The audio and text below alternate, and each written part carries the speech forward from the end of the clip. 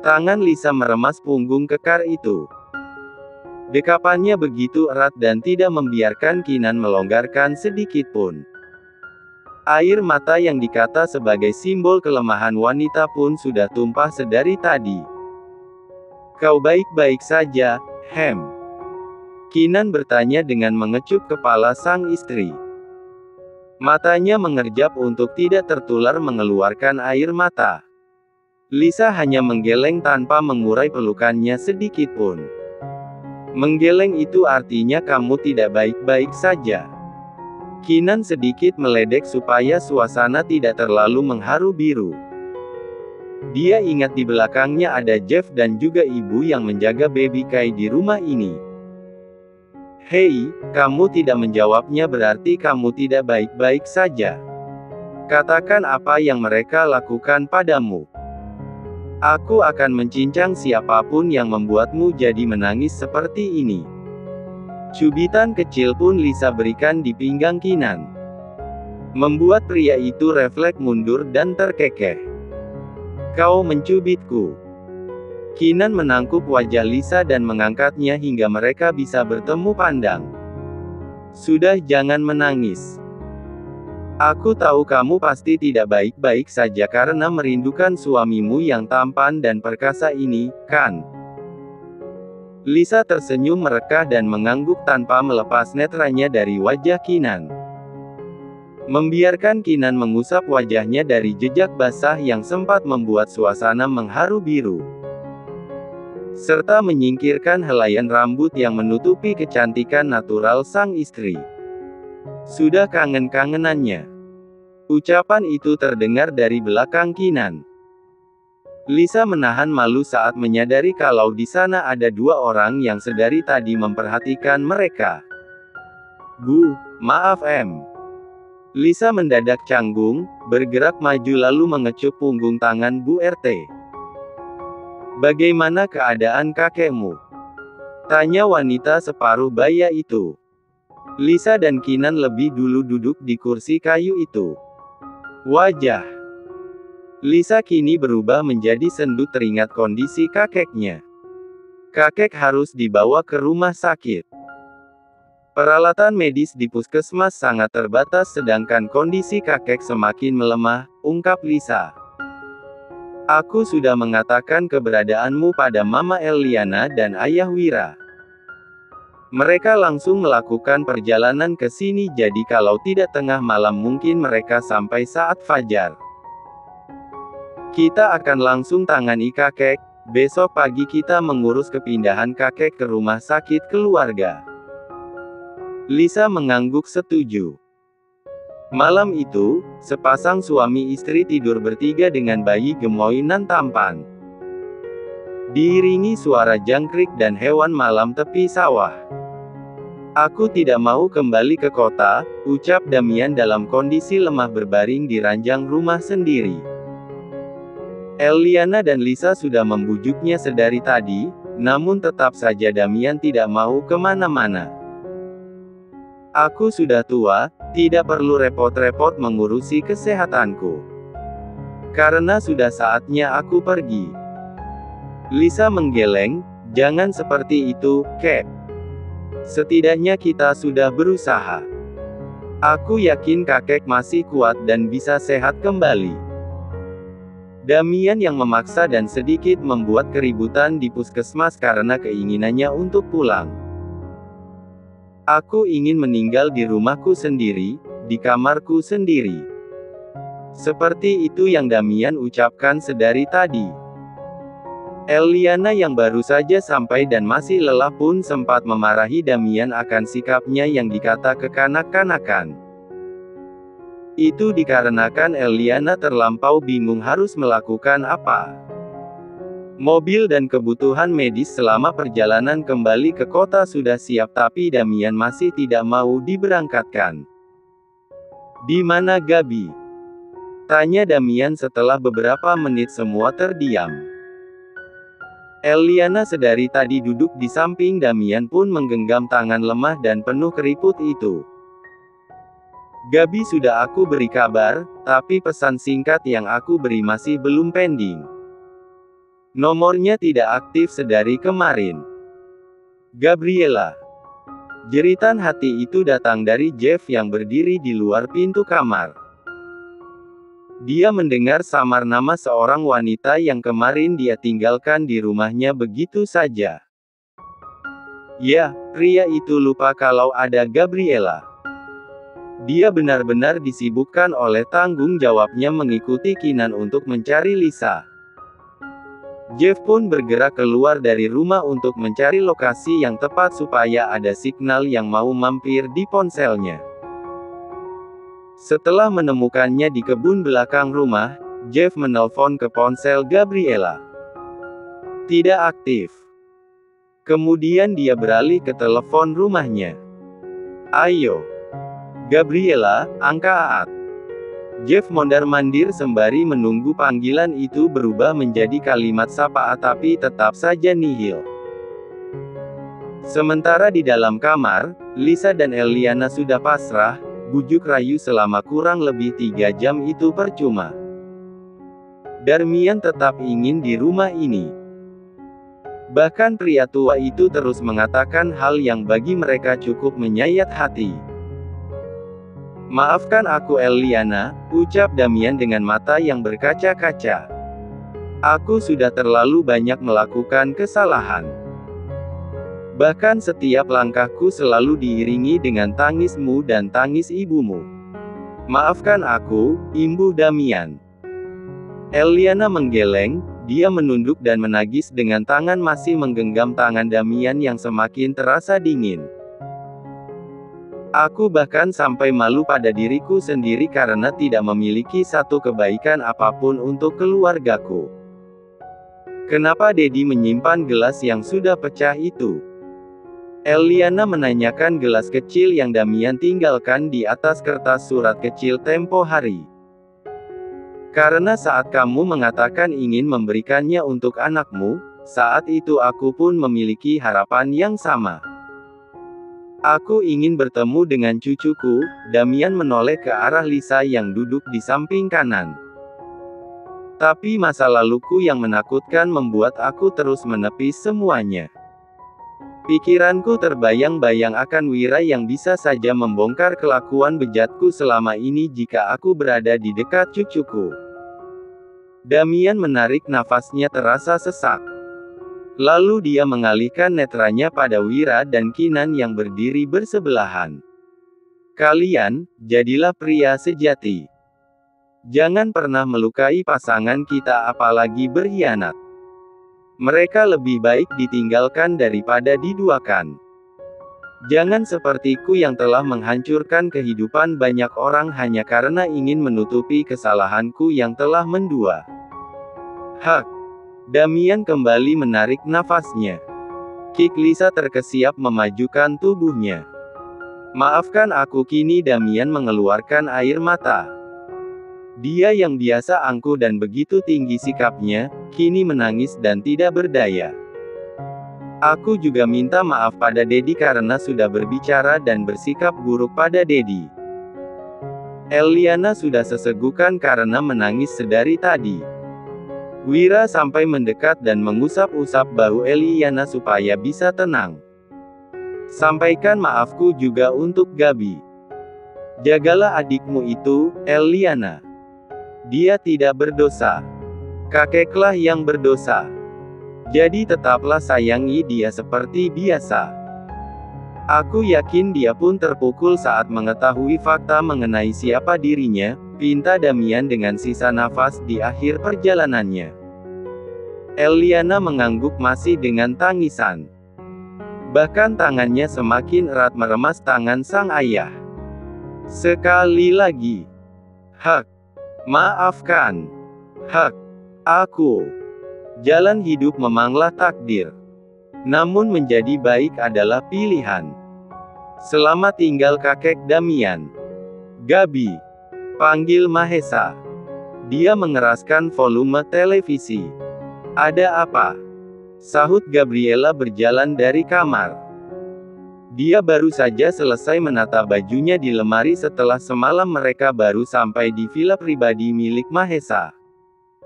Lihat ini, Gabi. Mahesa menunjuk ke layar TV. Breaking news, kabar duka datang dari seorang raja bisnis Damian Wijaya. Beliau menghembuskan nafas terakhir di usianya yang sudah mencapai 80 tahun. Penyakit komplikasi yang dideritanya menjadi penyebab beliau meninggalkan dunia ini. Gabriela mendadak lemas. Jika bukan karena Mahesa yang segera menangkapnya, Gabriela bisa saja terjatuh di atas lantai. Duduk dulu. Mahesa menuntun Gabriela ke sofa depan televisi baru kemudian dia bergegas ke dapur untuk mengambil minum. Minumlah. Alih-alih meraih gelas yang Mahesa sodorkan, tangan Gabriela masih gemetaran berada di pangkuannya. Mahesa pun duduk di samping Gabriela dan membantunya minum, hanya beberapa teguk lalu meletakkan di atas meja. Aku harus bagaimana, Mahesa? Tanya Gabriela, air matanya mulai meluruh membasahi pipinya. Kita kembali ke ibu kota, jawab Mahesa. Dia menarik dagu Gabriela untuk bisa saling menatap, bagaimanapun dia adalah ayah kandungmu. Dan Tante Eliana juga ya keluargamu. Kamu tidak bisa lari dari itu. Gabriela menjepit bibirnya, menahan isak tangisnya untuk tidak pecah dengan menatap pria yang sudah dia repotkan sedari kemarin saat membantunya kabur dari penthouse. Melanie sudah mencegahnya dan bersujud meminta maaf, namun Gabriela tetap tidak ingin mendengar. Untung ada Mahesa yang mau menjemputnya dan membawanya pergi. Perjalanan panjang selama beberapa jam berhasil mengantar mereka ke daerah yang jauh dari ibu kota. Gabriela mulai merangkai kehidupan baru dalam angannya. Mencari pekerjaan dan ingin belajar memasak atau mengurus bersama pria yang belum pernah menjelaskan hubungan status di antara mereka.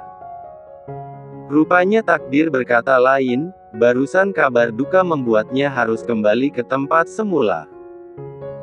Bertemu dengan keluarga lama yang dulu begitu dekat namun kini terasa begitu asing. Kakek, Gabriela memanggil nama itu begitu sesak. Dedi. Mahesa membenarkan. Gabriela jadi teringat. Terakhir hubungannya dengan Damian menang buruk. Gabriela pergi begitu saja di tengah pertengkaran mereka. Namun tidak disangkal, selama 24 tahun terakhir Damianlah yang paling banyak memberikannya kebahagiaan. Dari segi perhatian dan materi, Damian memberi tempat spesial untuk Gabriela sama seperti Eliana. Tapi apakah Eliana masih bisa menerimanya? Dia masih ingat hari itu emosi Eliana meluap, tatapan penuh kekecewaan begitu menusuk di hati Gabriela. Mahesa menarik tubuh yang biasa tegar dan kuat namun akhir-akhir ini begitu rapuh. Dia mendekap Gabriela. Menyalurkan energi miliknya sebisa mungkin, membiarkan wanita itu menumpahkan segala kesedihannya. Suasana duka masih menyelimuti keluarga besar Swan. Desa yang jauh dari kata mewah, hari itu cukup berduka sekaligus tertimpa rejeki. Bagaimana tidak, keluarga Swan berdatangan dari dalam atau luar negeri untuk memberi penghormatan terakhir pada Damian. Ya, pria itu sempat berpesan meminta jasadnya dikubur di dekat makam kedua orang tuanya di desa itu. Demi membuat suasana pemakaman yang dihadiri ratusan petinggi dua negara, Eliana memerintahkan asisten pribadi Damian mengatur semua supaya tetap bisa memberi kenyamanan pada pelayat.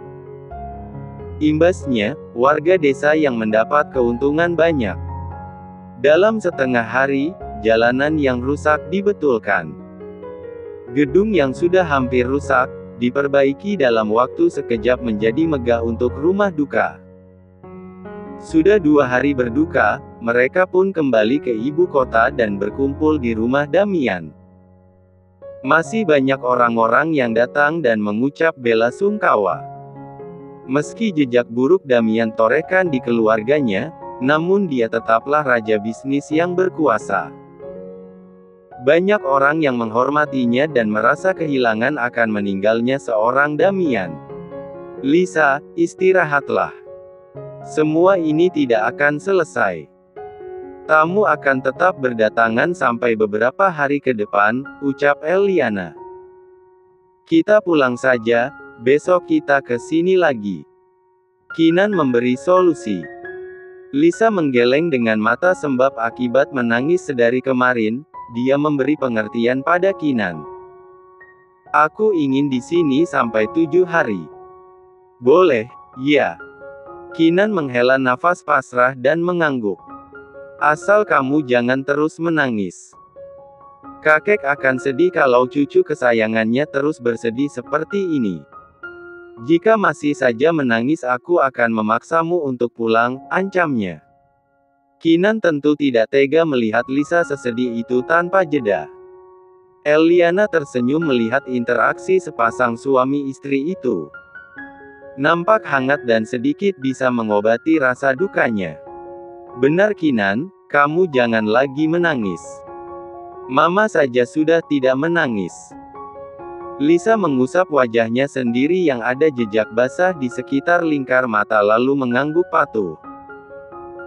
Aku ke ruang baca dulu, ada pekerjaan yang harus aku selesaikan dengan Jeff. Keenan pun beranjak dari kursi setelah mengusap puncak kepala Lisa lalu pergi. Bagaimana Gabriela, Ma? Apa dia masih belum tahu kabar duka ini? Tanya Lisa. Raut wajah Eliana pun kembali sendu. Dia sungguh rindu pada anak itu. Permisi, Nyonya. Seorang pelayan datang menghampiri. Ada apa? Sahut Eliana. Ada Nona Gabriela di depan, jawab pelayan tersebut dengan hormat.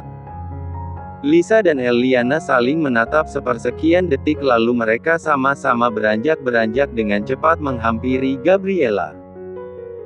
Sesampainya di depan, Gabriela nampak bergeming tidak berani melangkah maju lebih dulu. Eliana juga melihat ada Mahesa di sebelah kanan. Gabi, Eliana langsung menyambar tubuh itu dan memeluk erat.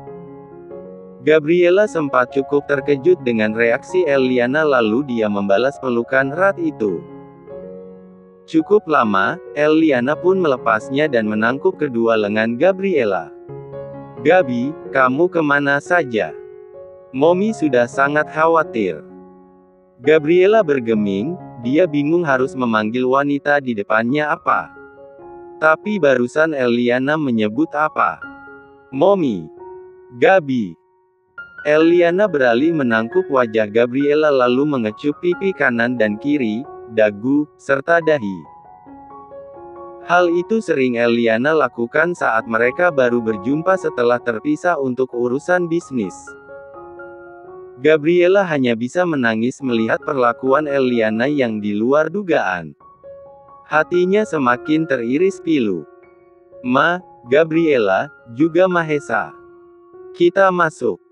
Ada beberapa wartawan dan tamu yang masih ada di sini. Tidak enak. Lisa berbicara halus sembari mengusap bahu Gabriela. Eliana setuju, mereka pun masuk ke ruang tengah di mana suasana lebih tenang di sana. Tidak lupa pelayan menyiapkan minuman dan makanan ringan di sana.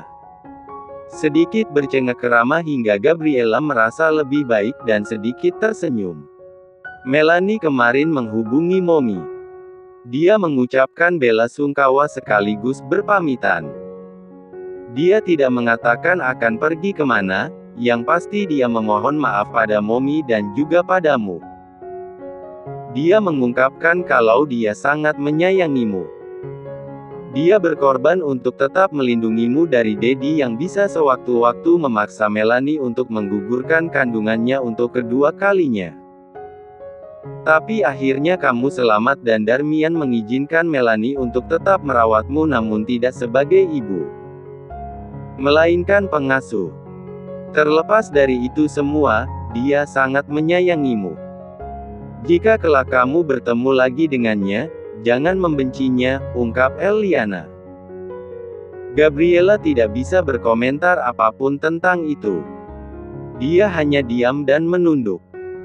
Eliana menaikkan dagu Gabriela supaya anak itu bisa memandangnya.